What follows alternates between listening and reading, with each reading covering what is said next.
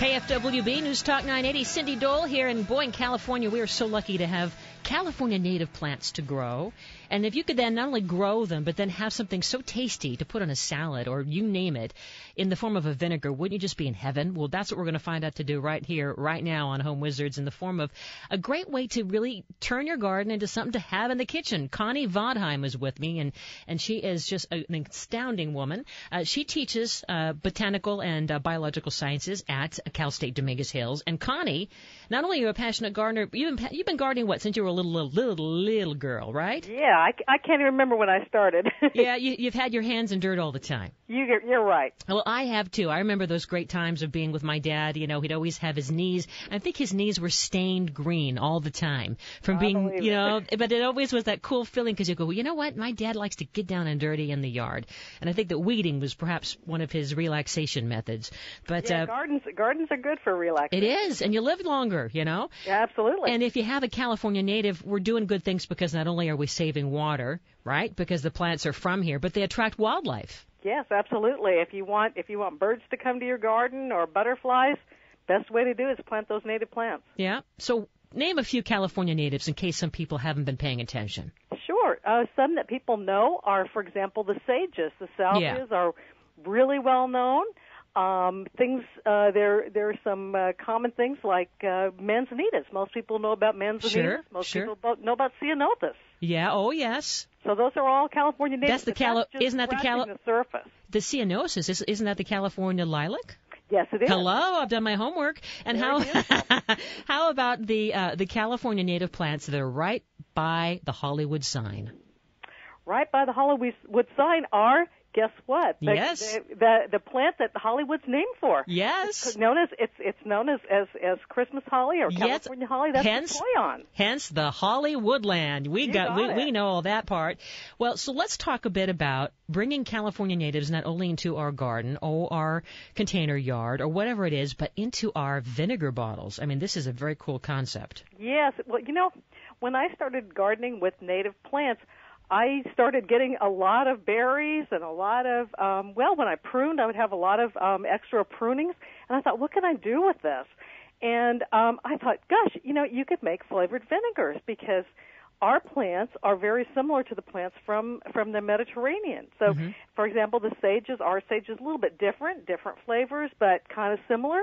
And same with a number of our plants. So that's what got me into using, for example, like black sage as a flavoring for vinegars, or something like elderberries. Native berry makes a wonderful fruit-flavored vinegar. Now, can you get me something? Because I just had a caprese salad last night, and I would love to have a balsamic vinegar tasting type of vinegar. Can you help me with that? Oh, absolutely. You know, I would use one of the berries. I think I would probably use, like, say, an elderberry would make a nice kind of a tart vinegar, and I might put a little bit of lemon zest or maybe orange zest in it to give it a tweak the flavor a little bit. And it's going to have that nice thickness. I mean, I love a great thick balsamic. Oh, you know? Yes, okay. Absolutely. Yeah, right. You can do that. Mm-hmm. Well, so let's walk through the process, because as I was researching on vinegar basically is alcohol. You know what it is? Yes, you know what it is? It's fermented. It's alcohol. It's fermented something, and then a special bacterium converts it to the vinegary taste. So we're boosting it up on our salads, you know, without realizing it. No. Yeah, the alcohol content is not that great, actually. I know, but there's so many different kinds of vinegar. I mean, wine vinegar is made from grapes, malt vinegar, barley, white vinegar, grain. You can do from peaches and pears. Vinegar? But pardon me, rice vinegar, of course. Yeah. I love the flavor, and that's nice and sweet. I mean, you can make vinegar out of anything, it sounds like. Oh, yeah, absolutely. And what's really fun that gets people interested is because you're combining flavors. So you pick whatever your favorite flavoring is, and then you say, well, this is kind of a mild flavor. I really need sort of a mild, maybe a white wine vinegar would go really well with that. Mm-hmm. So it's very creative. Well, let's get creative then, because we need to go through the steps, because it isn't like you just go to your yard and you put it in a bottle and you're done. I mean, what do we have? What are some of the materials that we need? We have our California natives. You talked about the berries, the elderberries. Mm-hmm. We get it from our garden. We now are in our kitchen. Now what are we going to do? So you're gonna wash it really well.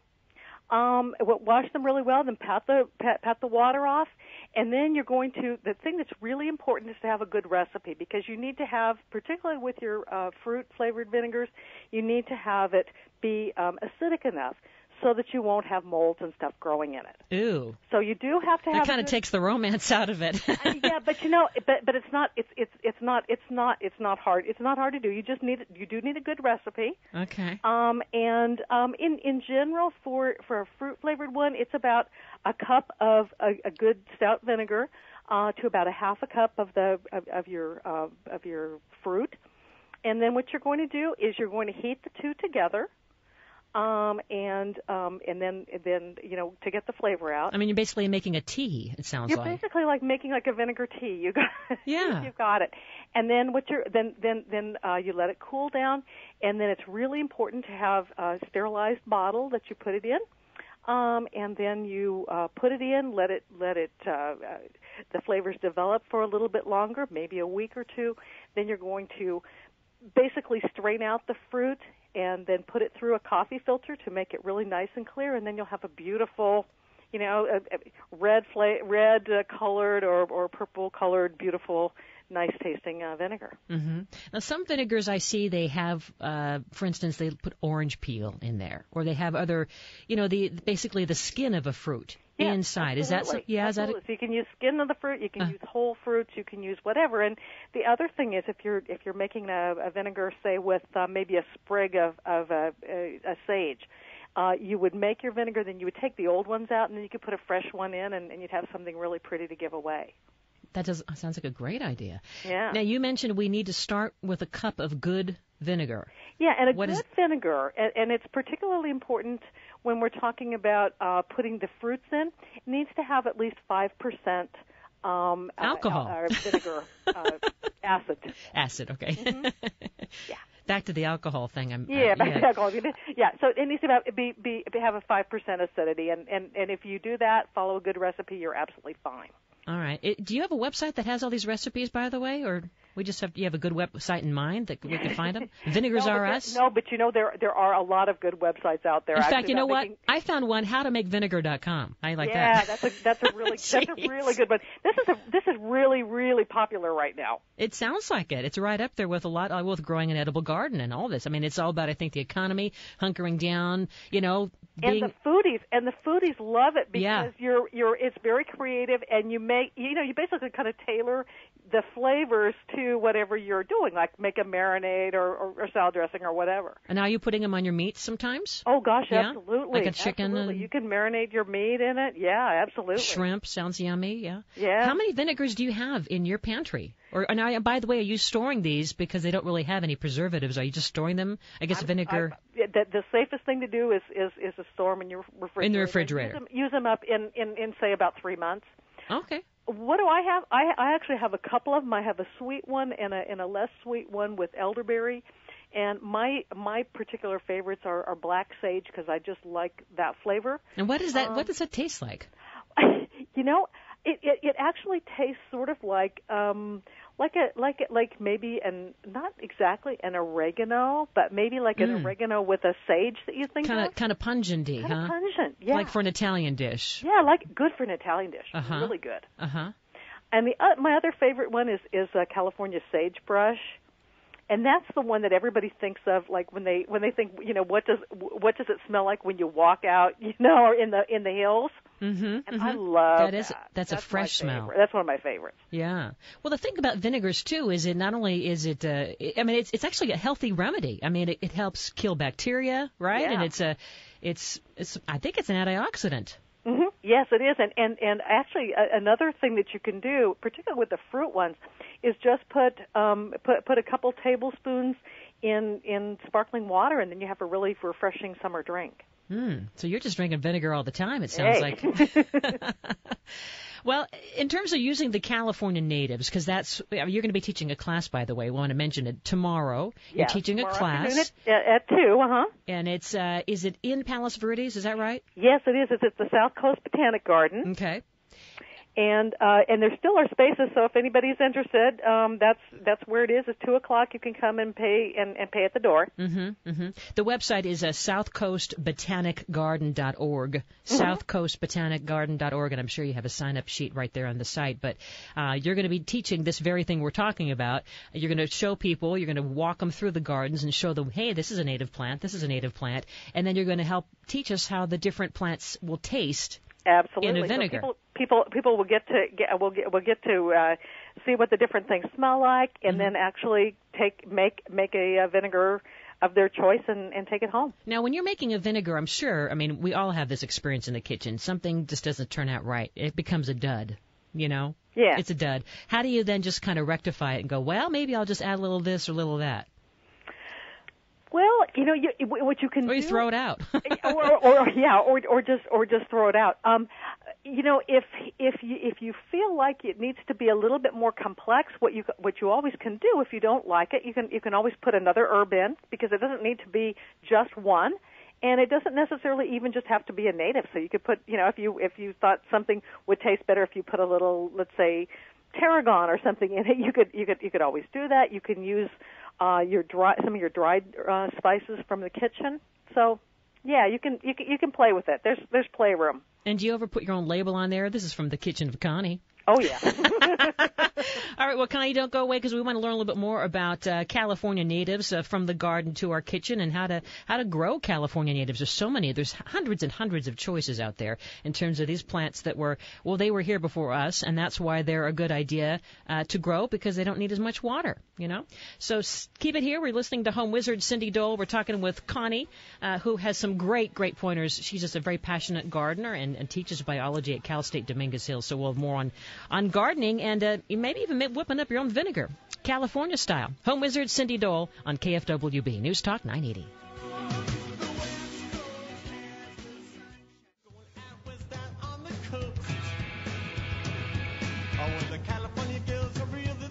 Welcome back. Cindy Dole here, Home Wizards, where we love to help you improve the spaces you call home. Home improvement, life improvement here on KFWB News Talk 980. And we're talking with a woman who really is going to help you improve not only your garden, but I think your eating pleasure. It sounds like Connie Vadheim is a great gardening gal, and she teaches over at Cal State Dominguez Hills. You're an adjunct professor of biology, which I think just means you make up all those names for plants, yeah, don't you? Like that. You make them up. Can you pretty much recite any botanical name if I were to quiz you right now? Oh, gosh. Maybe yes, maybe no. Okay, and you could spell them too, couldn't you? Well, we're talking about something a little easier than that, and that's California native plants, and then using what you have, although really I guess it could go beyond your California native plants, using what's in your garden and making it a fruit-flavored or just a flavorful vinegar. Yeah. Right? So you can use herbs. Yes, you certainly can use herbs, and most people don't think of the fact that there are California native plants that are herbs, but yes, there are California natives that are herbs as well. Yeah, name a few. Well, for example, there's one that's called wild tarragon, and it tastes like tarragon. So Yummy. It's a native. Yummy. Yummy. I always have some in a pot on my porch because I like that flavor. Now, while we're making vinegars, why wouldn't we want to make some flavored oils too, or is that overkill? You can make flavored oils, and the reason why I don't teach it is because you actually have to be much more careful in terms of the safety with your flavored oils. Really? Yeah, because it's much more easy. The one thing that's really nice about vinegars is that they are acidic, and that means it basically kills off and retards the growth of a lot of bacteria and fungi and stuff. I see. Whereas the oils are not. I see. So yes, you certainly can use them, but do be sure that you understand the safety issues. You have to be extremely cleanly. You have to bottle using all the proper safety requirements. You have to wear a safety mask. No, but you have to, everything has to be really sterilized, and you. Yeah. That sounds like not my thing. It sounds a little too complex. How about sweetening the vinegars? Because you know that the vinegars, for the most part, are going to have that. That tangy bite that we love, but sometimes that's a little too much. Yeah, you know what you can do? You can use the native vinegars in really just about any recipe that you have that calls for vinegar, and you just use the same amount. of your flavored vinegar as you would, with a non-flavored vinegar. So, for example, if you're making a vinaigrette and you like your vinaigrette a little bit, maybe a little bit sweeter, and just get that's fine. Just use a recipe that you like, but the flavored vinegars will just give it that extra little flavor. We were talking about the importance of when you do this process, you want to use a really good vinegar. You mentioned about a cup of it, right? And then about a half a cup of whatever kind of fruit or herb, I guess, you're using. Yeah. And you're putting Actually, for the fruit, it's about a half a cup. For the native plants, you would use, for a cup, you'd use about 3 sprigs. 3 sprigs. Each sprig being maybe about 3 inches long. And that's probably enough. And are we putting this in a food processor before we mix it all together, or no? You don't really have to. You can crush, or you can snip, or you can just put them in. You'll get more intense flavor if you just snip them up or crush them. And then you're going to hammer them with a kitchen hammer. But the magic happens when they're heated up, right? Or you can actually make, if you want to make let's say you want to make it with an herb. You don't even have. There are recipes that you don't even have to heat up. Basically, they just sit in the vinegar, and the flavor infuses the vinegar. And that takes probably a few weeks at least. Yeah. It might take it depending on how strong the herb is. I mean, it might be just overnight, or it might be a couple of weeks. All right. Well, what are a few that you would recommend that we try? I mean, you've done a lot of practicing on this. And so we want to hit a home run. We're going to try this, if not tonight, tomorrow for sure. Absolutely. What would you say, or maybe 3 or 4 that we should just go in the garden, get this and this and this and this, and boom, we're going to start this thing? Gosh, I would say if you have any of the herbs from the Mediterranean, so if you have oregano or tarragon or any of those that you like, those would all make a wonderful vinegar, and you don't have to use just one. You can mix and match depending on what you like. Mm-hmm. And what do you like as a good? I mean, is our base vinegar to mix with the oregano or tarragon? I mean, is there a certain kind that you like? A white wine is very mild. If you want something that's a little bit more robust, and you have a fairly robust flavored herb, you might try your red wine vinegars, or you might try your balsamic vinegars. So we can use a pure balsamic vinegar and just kind of kick it up a few more notches with our little garden sums. You're right. That's the fun thing. It's like you can really tweak it. I love that. What you want. Yeah. Absolutely. And if we don't have oregano or tarragon currently growing in our garden, note to self, go to the nursery. Go to the store. Yeah, absolutely. No problem with that. Go get a little plant, and you're getting started. Absolutely. Would you ever put basil in a vinegar? Oh, sure. Mm-hmm. Sure, that would be lovely. Mm-hmm. That'd be wonderful. And some people put even things like onions or other spices, that they might like from their cupboard. So the sky's the limit, really. What about on the sweet, fruity side, in terms of California natives? What else would you consider that you recommend as some really, hitting the ballpark? Yeah, we're going to do this tomorrow. This is going to be a win. Many people like a strawberry vinegar, and so there are native strawberries, and those make wonderful vinegar. One that you might not even think about is the manzanitas. They have berries. They make a wonderful fruited vinegar. We also have native currants and gooseberries, which make wonderful vinegars. And with these sweet vinegars, boy, the sky's the limit in terms of how you could use that on a meat or with cheese, maybe. Gosh, yes. People even make like a sweet sauce that they would put over fruit for dessert, or put over a fruit pie. Yum. So yeah, I mean, it's just the only limitation is your imagination. And what I like about this too, I mean, not only because you are going, right from the garden to your kitchen and creating this thing of the full circle, right? Mm-hmm. It's very efficient, and it's just a fun, creative thing to do, and it sounds like it's very low calorie. Very low calorie, and it's just, you're creating something unique that that that maybe nobody else has ever created. So that really appeals to a lot of people that just like to, be creative. Well, if people are not currently growing California natives, and how do we identify a California native anyway? If we're curious, is there a good website you suggest where we just go to kind of cross-reference? Oh, that is a California native. Yes, I would strongly suggest you go to the Theodore Payne Foundation website. Yep, love them. They are just absolutely wonderful for that. So that's probably where I would start. Okay. And then after we figured out that, yes, these are California natives, or we don't have a California native, what would you say are a few that you would suggest that we bring to our yard right away? Gosh, if you've got a sunny place, the sages are absolutely wonderful. They will give you good color and a nice scent aroma to your garden, as well as being able to use them for in your whatever as a cooking spice. So that's one. I would say the California sagebrush, Artemisia californica. That's another one that does the same sort of thing. If you need a shrub, the currants and gooseberries are wonderful because they just look like a nice shrub. But they also give you some pretty flowers in the wintertime when not much is blooming, and give you edible fruit. So I like them just because they look like a nice shrub. They're a reasonable size. They're not humongous. They're kind of a reasonable shrub for a garden, and you do get the edibles. And in terms of the jar that we keep the vinegar in, is there a certain kind of a jar that you recommend? Because we want it to be clean. We want the lid to fit tightly.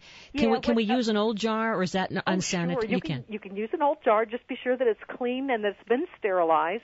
I myself prefer glass.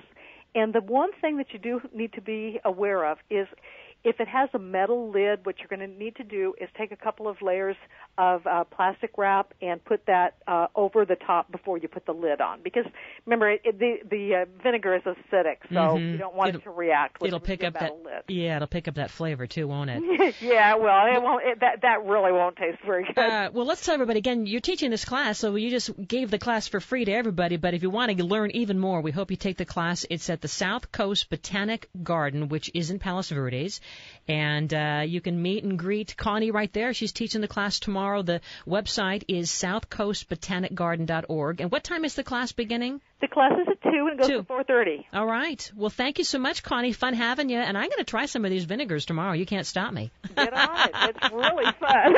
We'll have you back again real soon. Connie Vadheim. Lovely. Bye-bye. All right. Well, coming up as we get a little news update and traffic update, we're going to segue into hour 2 because the fun continues on Home Wizards. Next, we're going to learn about how to get that guest room going for those friends and visitors. Home Wizard Cindy Dole. Don't you go away. We're getting started on KFWB News Talk 980.